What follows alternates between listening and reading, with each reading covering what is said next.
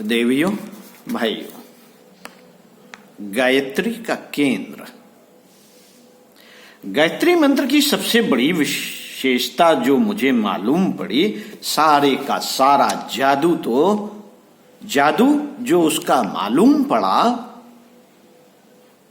उसकी सारी की सारी दिशाएं मालूम पड़ी, प्रेरणाएं मालूम पड़ी। जो प्रकाश मुझे गायत्री के अंदर मालूम पड़ा, उससे मैं धन्य हो गया। मुझे यह मालूम पड़ा कि इसका प्राण कहाँ है, इसका न्यूक्लियस कहाँ है, गायत्री का केंद्र कहाँ है।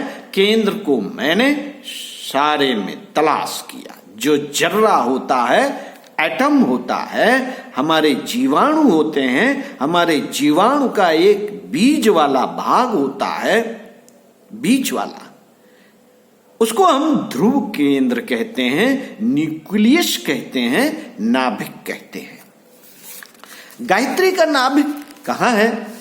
नाभिक को, न्यूक्लियस को तलाश किया तो मुझे यह मालूम हुआ कि धियो यो नः जो शब्द है, इसका न्यूक्लियस ही है, मैं नहीं, हम। हमारा मैं जितना ढीला होता चला जाता है, जितना हल्का होता हुआ चला जाता है, हमारी अहंता जितनी कम होती चली जाती है और हमारी व्यापकता जितनी विस्तृत होती चली जाती है, हमारा दायरा बढ़ता हुआ चला जाता है, हमारा दायरा बढ़ता हुआ चला जाता है। मित्रों, हम छोटे से दायरे के लिए नहीं हैं, थोड़े से लोगों के लिए नहीं हैं, हम शरीर तक सीमित नहीं है, हमारे कुटुंब के लोगों तक, उनकी खुशहाली तक हमारे स्वार्थ सीमित नहीं है।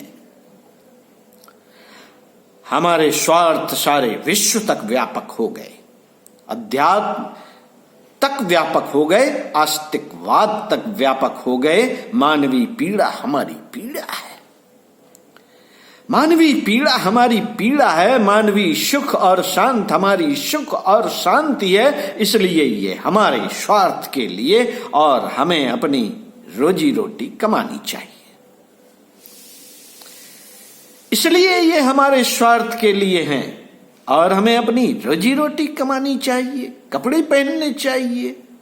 यही दर्द, यही इच्छा जब विस्तृत और व्यापक होकर के इतने असीम हो जाते हैं कि जो खुराक हमको जरूरी है वह सबको मिलनी चाहिए, पैसे की जरूरत हमको है वह सबको मिलनी चाहिए, और यही विद्या जो हमको जरूरी है सबको मिलनी चाहिए। यही सुख जो हमको जरूरी है सबको मिलना चाहिए। मित्रों, जब ये भावनाएं हमारे भीतर आ जाती हैं तो हम योगी हो जाते हैं और भगवान से जुड़ जाते हैं, और यही भावनाओं की प्रतिक्रिया लौट करके हमारे पास आ जाती है और हम भगवान हो जाते हैं। भगवान क्या है? भगवान मित्रों प्रतिध्वनि है और प्रतीक छाया है। भगवान और कुछ नहीं, यह प्रतिध्वनि और प्रतीक छाया है।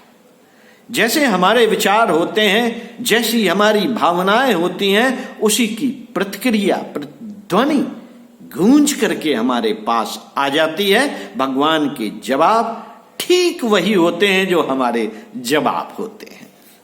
पंडित श्री राम शर्मा आचार्य आगे बताएंगे, प्रतिध्वनि है भगवान।